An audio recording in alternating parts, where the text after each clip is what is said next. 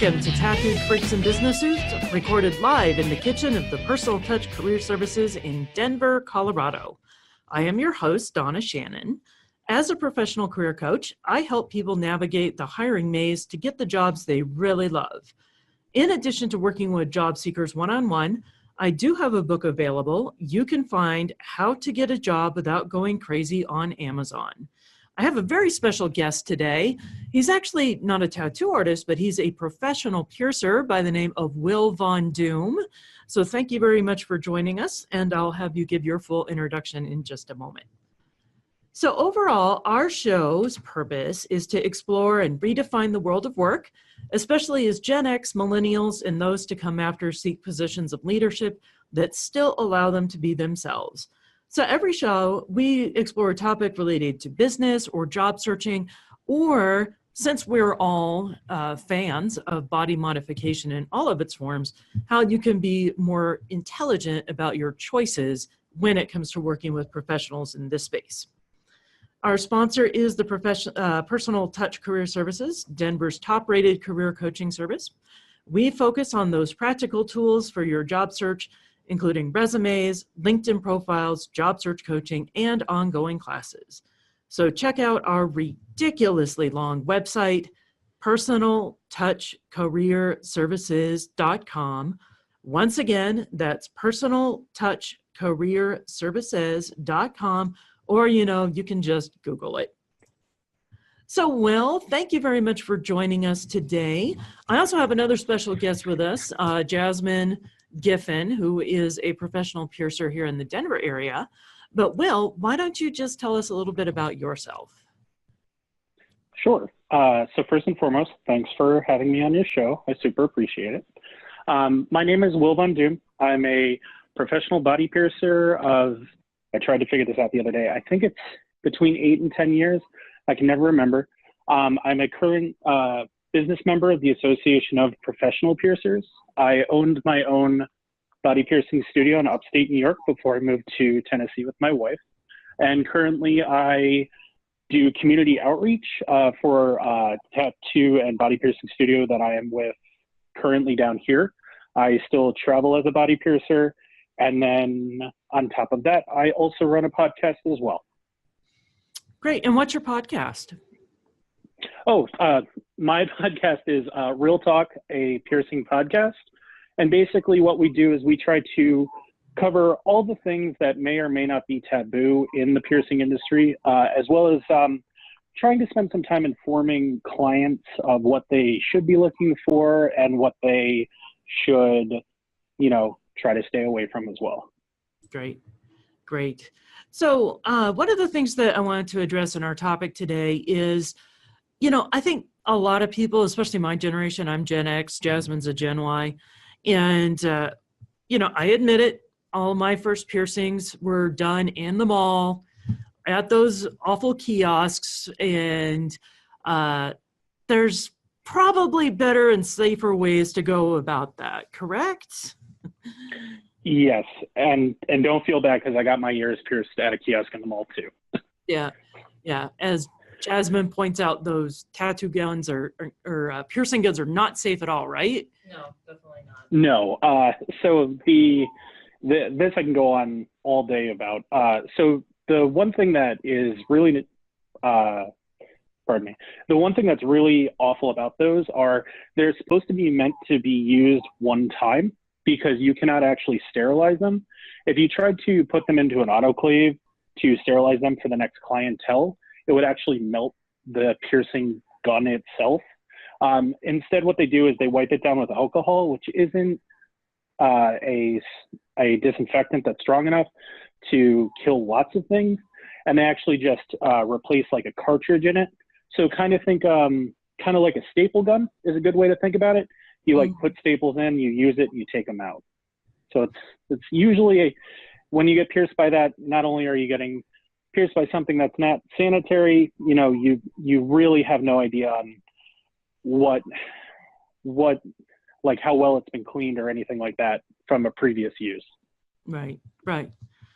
And yeah, one of the things I've definitely learned about working with Jasmine, and I didn't realize all of this, is all the extra training that usually professional piercers go through, correct? Yeah.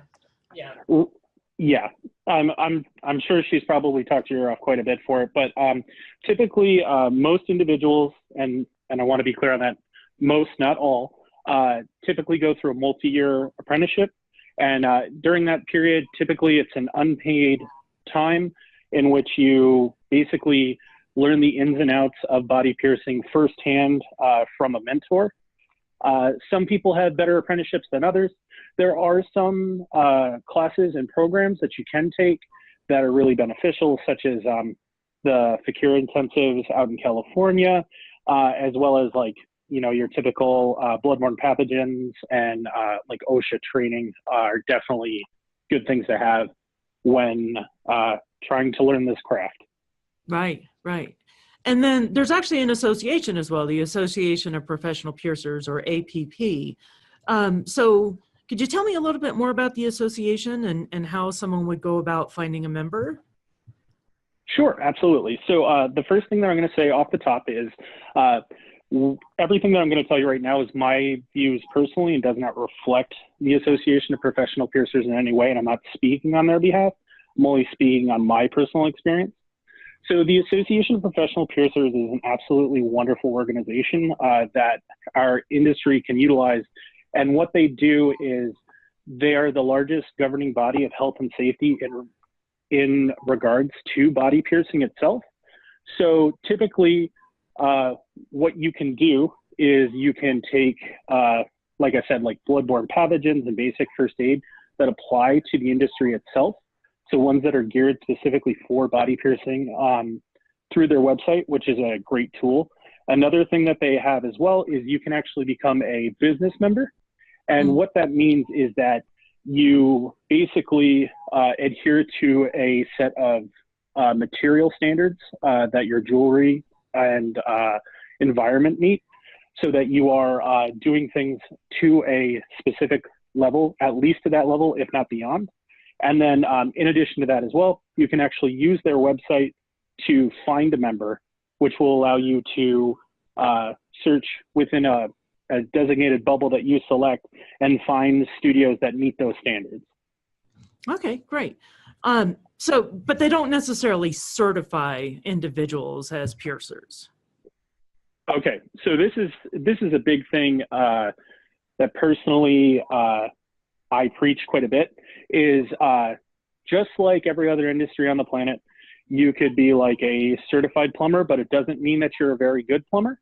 So yes, I've seen that with resume writers too. Yeah. Yeah, there you go. It's every field imaginable it ties into. But basically, the APP does not certify anyone. So there's no APP certified piercers. If that's being said, it's usually incorrect or they're misinformed. Basically, once you become a member, you're basically ensuring that you are meeting a minimum environmental and material standard. And they do check in on that every year or so. So you do have to continually be up on it. But it does not define like how piercings are done, whether it be with tools or with no tools or anything among those lines. So even though a shop may be even though a shop may have members of the Association of Professional Piercers, I'm just going to start saying APP because otherwise your podcast is going to be 50 minutes long. Yeah. So even if you have members of the APP, the big thing is that they are not endorsed by the APP as being certified. So they have all sorts of different skill levels. So making sure that you seek out piercers who have quality portfolios and like have clean, consistent work is definitely a little bit of extra homework. So please make sure that if you, we really appreciate trying to find members, but in addition to that, doing your homework on those members is always encouraged as well. Great. Right, like looking at finding a member on their website is literally just ensuring that they're following just the most basic standards of like health and safety, that they are using all sterile equipment and that the materials are good, not necessarily that they can perform the piercing that you want in the way that you want. Right. That's the big thing is, you know, there are all sorts of different styles, all sorts of different techniques, and you know, certain people may sell certain things that others don't. And it really comes down to what you as a client feel comfortable with, you know, genuinely.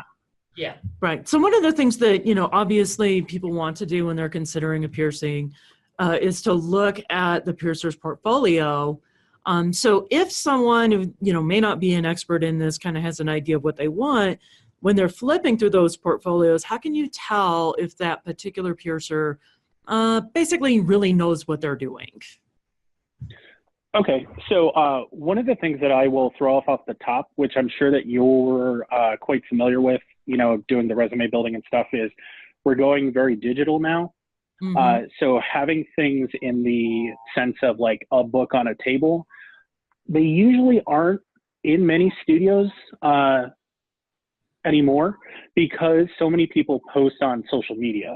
So it's very easy to, as soon as you enter a studio, to find out where to find that information, or even if you Google them, you should be able to find those pictures of piercings very easily. Whether you find them in the shop on a table or you find them digitally should not really influence you too greatly.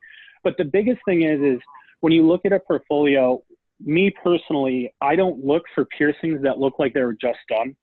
So I don't want to see a piercing that like looks totally straight right now and is red and has like a little bit of blood on it or anything like that.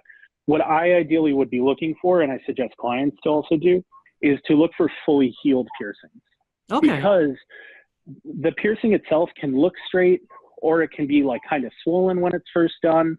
But really the testament is looking at the same piercing, you know, 6 to 12 months later, and seeing if like all those angles that they did, like for example, like the triple forward helix, are the 3 that are very close to the ear, are the side of the head on the ear, just making sure that all those are still facing the same direction and they're not all pointing at different radio stations is definitely something to look for. Above all that, the other thing that I can only recommend is if you go into a studio and you're dead set on getting like X piercing, making sure that the piercer spends time with you as an individual to see if you actually have the anatomy for it is definitely important. Because honestly, you in every industry there's a few bad apples, and there is some individuals that will be like, oh yeah, like let's just throw those in there, and unfortunately if you don't have the space to heal it, it's not going to heal right, and who knows if they'll see you again. The biggest thing in my book, and I've preached it since day one, is I believe in client over mod, which basically means that I want you to be happy, have a healthy piercing, and have it heal correctly, more so than making sure that my pockets are heavy when I leave the store at the end of the day. Exactly. Yeah. I'm very, very picky about industrial piercings specifically. Oh yeah. I turn so many away. So many. Like probably definitely a good 3/4. People just don't have the right anatomy, and I don't think that they quite understand what they're getting into with healing an industrial piercing and how difficult it is. So unless you have like perfect anatomy or have healed multiple cartilage piercings successfully, I don't want to put anybody through that. Yeah, no, that's a and really great. And you know, I mostly just have some cartilage piercings in my upper ear, and then everything else is, you know, pretty conservative, standard kind of piercings. And to realize that it's not just what you want, but it's what fits with your body is a really big realization. Because a lot of times when I go in for tattoos, I'm heavily tattooed. I don't have to consider that as much because my skin tanks ink well. Right. And it wasn't until I started doing some of the cartilage piercings with Jasmine that the whole idea of anatomy being a factor even came into play. Yeah, I hate to say it, but I mean, you'll see it next time. After I tell you this, you'll see it next time you go to the beach and it's like a whole bunch of different people of various ages. You will see probably a lot of people like around the 20 to 40 age range with like scars on their navels from getting their, you know, navel or belly button done. And unfortunately, I think maybe like 3 out of every 10 are sufficient to do navels. And I really turn a lot of people away because, I know this sounds weird, but a lot of people don't think about it. When someone comes in, you're like, oh yeah, you have enough. They're like, can you also sit down while showing me your navel? Because think about how much time you spend sitting down. If you have jewelry that's like hitting it and pushing it a different direction, like it's not going to feel happy. And then, there's times where people are dead set on getting it. And then unfortunately I have to just straight up tell them, I'd love to do this for you, but I don't feel comfortable doing it because unfortunately I don't think it's going to heal right. And I honestly couldn't do that to you. Right. And I mean that in that situation, if the client wants it bad enough, they'll probably end up finding somebody that will do it. You'll find somebody that'll do it, but unfortunately that's always the same. You're gonna have the same healing problems. Yeah. So talking about just finding people in general, one of the things I wanted to ask y'all about is we already know the mall is not the most cleanest place to get a piercing done. One trend we're seeing here in the Denver area is like head shops. You can go get your pot smoking pipes and get a piercing at the same time. And I don't know how clean those places are, but when you're walking into a shop or a studio, how can you really tell if it's a clean one from a dirty one? And what does it really mean when we say we're looking for a clean shop? Yeah. Go ahead. Sorry. I mean, obvious one is if you walk in and it looks dirty, like if you'd walk into a house and see that it's dirty, that's not a clean shop. If they can't sweep, then they're probably not doing the other more labor intensive cleaning and sterilizing and stuff that needs to be done. So that's my first indication is how clean and professional put together does the shop itself look. Yeah, that's a big thing. So there's a variety of different shops that are out there now. Some are trying to cater towards, traditional clientele. We call them like lovingly as street shops, where it's very high volume. It looks like you just walk in and it's just like, here's some flash on the walls and things like that. There's also other studios, for example, like Dorje Adornments in Rochester, New York, which is what I consider my base of operations, like my favorite shop on the planet. You walk in and it's actually an old house, and it feels like a home when you walk in, and it's very welcoming and it's very bright. Making sure that you go into a shop and feeling comfortable is the biggest thing. I mean, if you walk into a business and you're just like, I'm not into this place at all, like just leave. It's totally fine. You can go in and just scope places too, whatever works best for you. Mm-hmm. Definitely. I have a lot of clients that will have gone to a different shop and had a really bad experience and will remark that they didn't think that it was right, like had a gut feeling that something wasn't right. And I was like, you can always walk out. That's totally fine. Even if you're already talking to the piercer, you can always leave. And I would hope that if somebody was talking to me and they weren't comfortable, that they would leave. I don't want them to feel uncomfortable. Yeah, that's a big thing that a lot of people don't feel comfortable with, kind of. Because let's be honest, many people that go to shops are going to shops for the first time.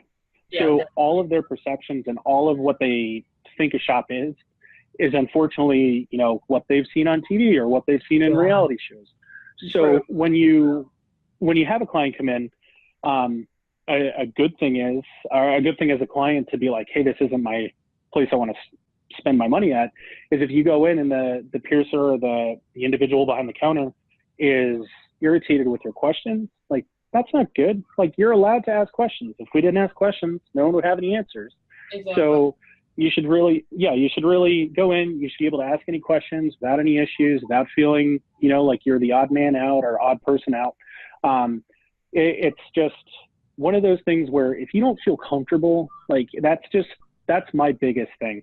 Even if the shop could be super clean, it could be, it could be cleaner than a doctor's office or anything like that. It just may not be what's working for you.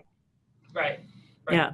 I think one of the most interesting trends I've seen, and Jasmine told me about it a couple of years ago, but now I see it on Facebook and certain articles have popped up too, about people bringing their kids in for their first year piercings to a professional shop versus going to the mall.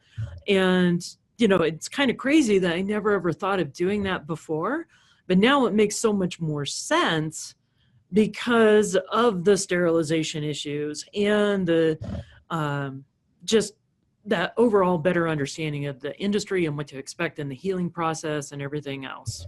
Yeah. Yeah, that's a huge thing. Before I moved to Tennessee, at my location, I actually had children, well, not children, young adults who were like, I think in like 6th or 7th grade, who would make PowerPoint presentations on how trained and how cleanly and hygienic we were, and would present them to their parents and be like, okay, now we're okay with this. Yeah, so like cool. I would have Amazing. yeah, it blew my mind when she came in with it. I was like, whoa, I would really like to see that. So, but I mean, I invite parents to come in without the kids like previously, to just be like, hey, I want you to come in. I want you to feel okay. Like, these are all the things that are going to occur. And for example, every shop does it a little different. At Dorje Dormant's, Nick, who is the owner there, is the one that typically does a lot of the children's piercings and has them come in 1 week prior to the appointment that they set to go through like almost like a mock experience. They like pick out the jewelry, he like draws the dots on them and make sure everything looks okay and they feel comfortable there. And then he's like, okay, we'll see you in a week. And then when they come back the next weekend, that's when he does the piercing, so that they know that they absolutely want it, that they can ask for it, and that they're not afraid of like this place with all these like, you know, let's be real. Like, I mean, I'm 6'2" and I wear a giant shirt with cupcakes on it all the time, but I look kind of intimidating because I have a huge beard. And that's kind of scary to a little kid who you're meeting for the first time. So by making sure that they feel comfortable, that's another big thing. And that's unfortunately one of the things that the locations within malls usually have a hard time with. But as a caveat to that, there are a lot of high-end studios that are in malls now that have the same standards and RAPP members and everything among that in malls. But the things that I want to be clear when I say, you know, mall shop is, I mean, the little kiosk pop-ups are the thing where they do piercings to like add on a $5 sale. Those are the mall shops that I'm referring to. Right. The buy your mystery metal jewelry, get the piercing for free place. There you go. Yeah. Those ones. Mm-hmm. That brings up an interesting point about jewelry quality. So what would be some good materials that would be safe for initial piercings? Sure. So it's not only material, it's also style. Okay. So those butterfly back earrings that you see, like everyone's grandma has them. Some people still wear them. Those are okay for healed piercings, but for initial piercings, you typically want to go with a flat back style of jewelry, where it just looks like a flat disc. That's pretty good for initial piercings. Some people do captive bead rings, or just the rings with the ball on them, and then other people do, you know, barbells as well, which is just it looks like an old man, like, you know, strongman barbell. Those are all really good options. When it comes to materials, personally, I have incredibly sensitive skin, so stainless steel doesn't really go over very well with me, because in order for stainless steel to be shiny, it has to have nickel in it. Yeah. And as we know, humans don't like nickel, and some people have really bad reactions to it. So, for example, the studio that I currently work at and the studio that I owned, we were all titanium. So the big thing that you're looking for with either material is to make sure that it's implant grade, which you can ask to see metal certificates if you go somewhere. To be honest with you, they're incredibly boring, and it's just a whole bunch of numbers. But you are able to see them if you want to. So the big question is just asking if it's implant grade material. The implant grade material for titanium, a lot of vendors use them, such as like Anatometal, Industrial Strength, Neometal. Those are three of the big boys, or big individuals for it. And the material that they use is actually the same material if you ever had to get an implant or like get a knee replaced or something similar. It's the same type of material. So we know that it does fine on the inside, as well as the outside. Gold is also a material that's totally fine to start off with, as well as platinum. Both of those are on the higher expense side, but it really depends on exactly what you're looking for. The only other material that is out there would be niobium, which is another material that is an element, so it's totally fine for you as an individual. And even with those things said, some people may have reactions to stuff, so just make sure you find out what your body likes and doesn't like and listen to it. But typically going with an implant grade material such as steel, niobium, titanium, or gold is definitely the route you want to go. Cool. Yeah, definitely. My studio we're about half and half on surgical steel or stainless steel and titanium, but definitely I've noticed that people are kind of, I don't want to say finally listening, but finally listening to professionals, and the information with the internet is just so readily available. We have more and more people coming in asking specifically for titanium, so we're making the switch to full titanium currently, and it's super and awesome. it takes a little bit of time. Definitely. And some people swear by it, some people don't like it. It once again, it falls down to that personal preference. Yeah. The other thing that you'll see with a lot of older clientele, such as ones in like 60 to 80-year-old range, the ones that came from like the like I always joke, I had this one client who was a sailor, and he always wanted to wear the heaviest jewelry imaginable. So we always did steel, because steel weighs a lot more than titanium. Yeah. And I think I did, I want to say 10 piercings up his ears, and they started getting real crazy. So it'd be like 6 gauge, like 2/8, like 2/10. Like finally I was like, we can't keep doing this, because his ears are actually starting to droop a little bit on him, but he loved it. So we just kept going with it. So there you go. Cool. So one last question. Really, it's the same old adage, cheap is not necessarily good, and there's always some dangers with price shopping. So when we're looking at a piercing, what is it that you're really paying for? Is it the expertise and the knowledge plus the jewelry? How would you term that? okay, so a lot of people fall into different camps on this.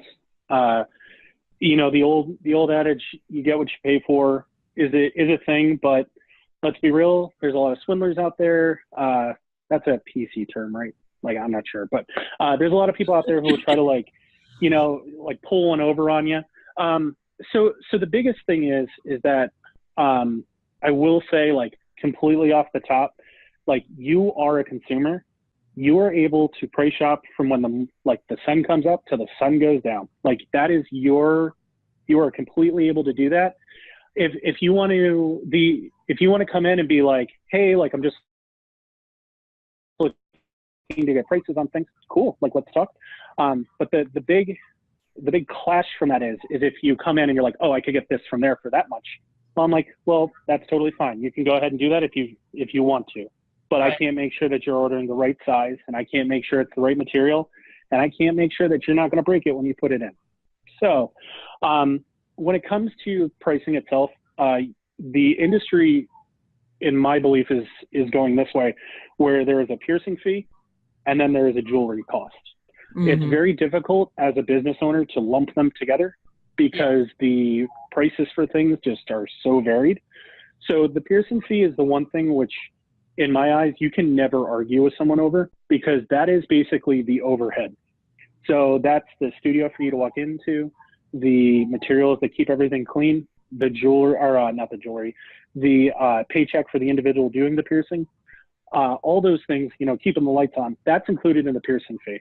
So that is just them taking care of you. That's how they, put dinner on the table for their family, or feed their dogs bowls. That's how they do that. In regards to the jewelry, I mean, we're in how's the best way to put this? We're in a luxury industry. Yeah. You don't need a piercing. There's never in my life I've had someone come in that says, if I don't get this piercing in 10 minutes, I will die. That has never happened to me, and I don't think it will ever happen. But with that being said, you know, if you have money to get a piercing, that's great. Let me help you. Let me see what I can do for you. If you don't have money for it or you want a specific thing, just wait. That's all you have to do. The piece is not going to, they're not going to lose the mold on how to make it. You know, like we can always order the same colors. We can always do that. So yeah, you could look around and see things like, you know, the large online retailer like has some pieces. There's a few websites on which you can get them.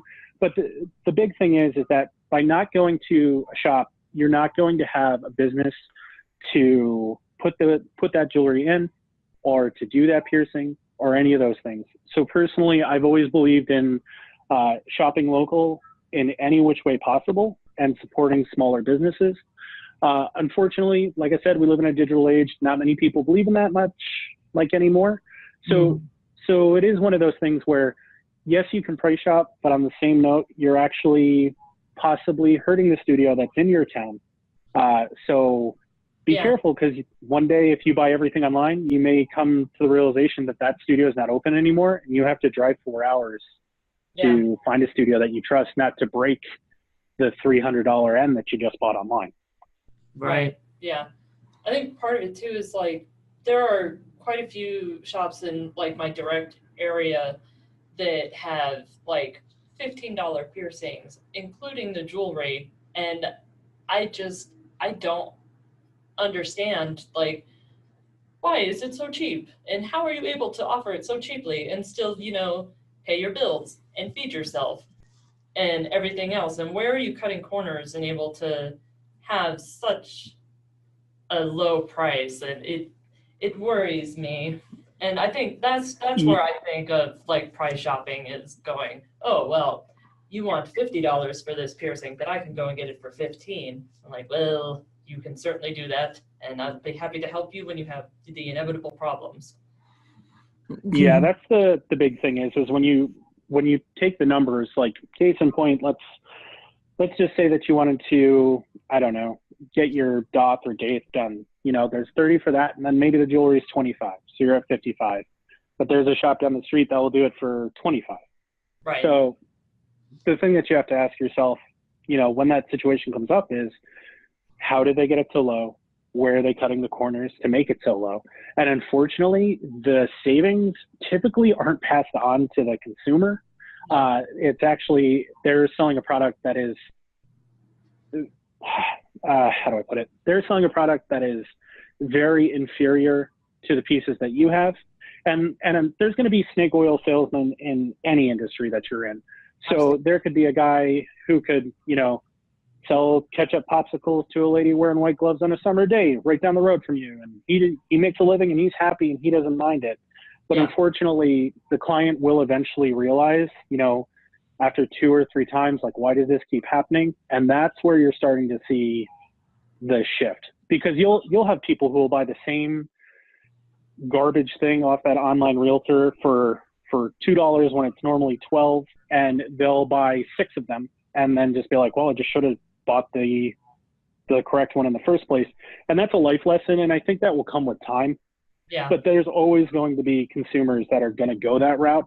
But in all honesty, those aren't my clients, and I'm okay with them, you know, going somewhere else. I am a judgment-free individual. If you want to go somewhere else, that's totally fine. If you need help, I'm here. That's all that I can offer. Yeah, definitely.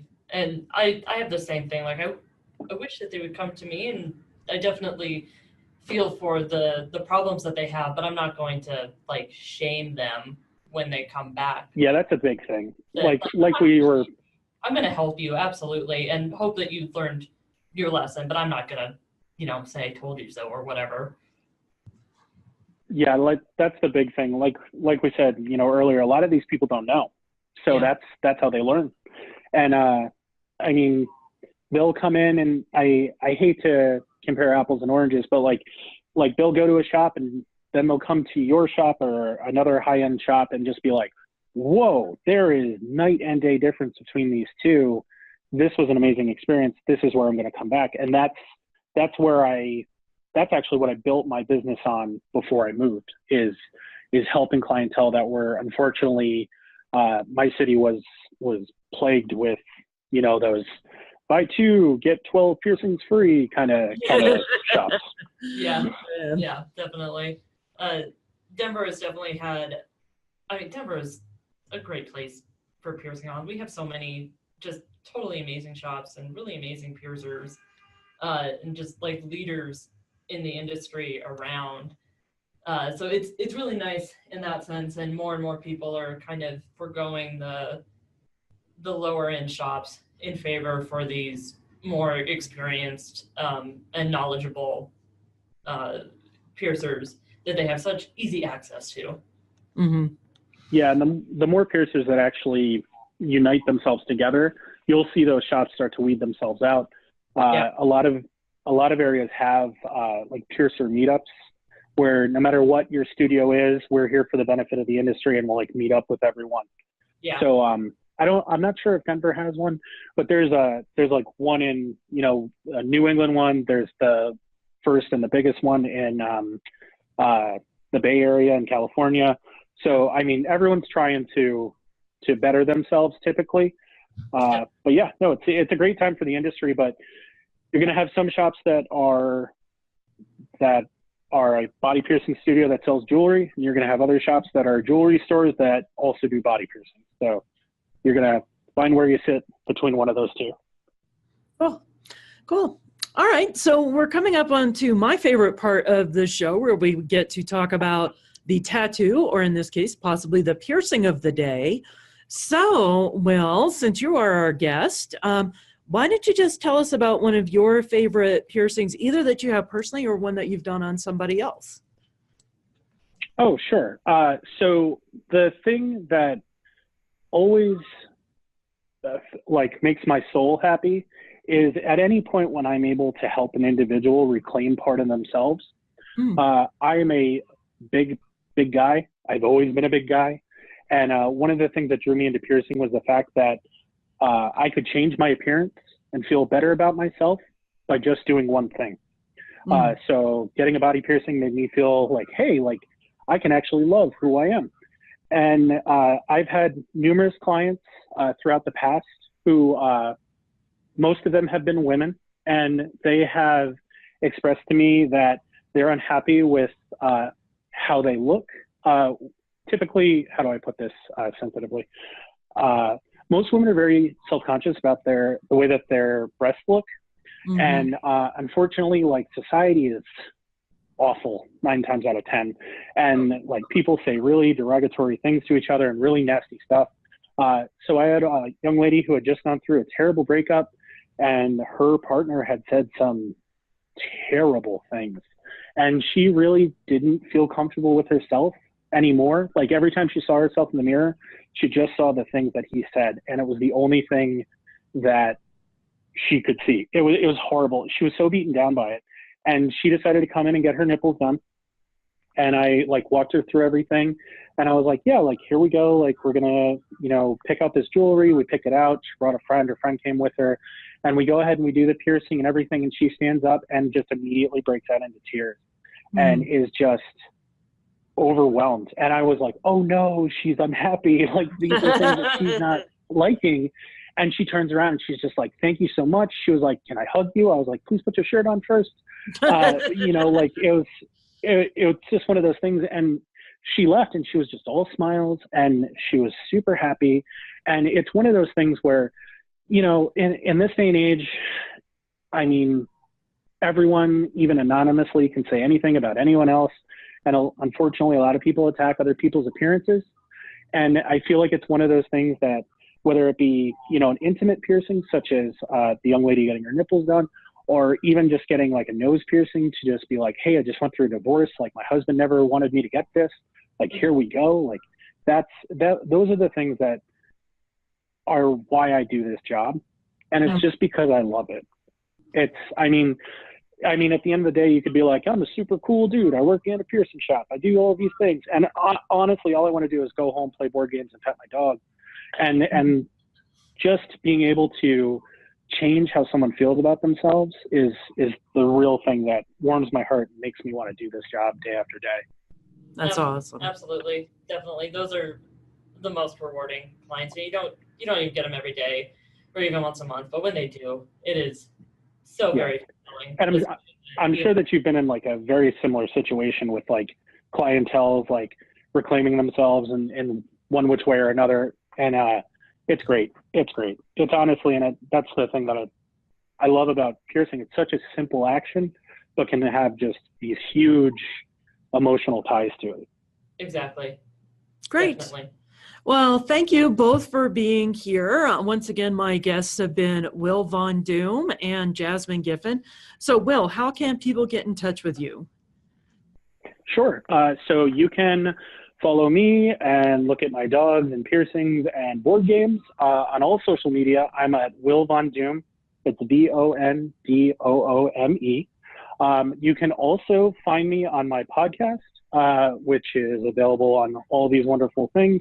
And you can find it through my website as well at realtalkapiercingpodcast.com. Great. And Jasmine, how can people get in touch with you? So you can find me on Instagram at Sadopacifist, SADOPACVIST, or on Facebook at Piercings by Jasmine. I don't have a website. I just do those two things. Or you can find me in, if you're in Denver, you can find me at Celebrity Tattoo in Lakewood. Great. And again, everyone, my name is Donna Shannon with the Personal Touch Career Services with that incredibly long website. My producer always reminds me I need to say, if you like what we're doing, please give us a like button and follow us on all of your podcast platforms. And until next time, y'all take care.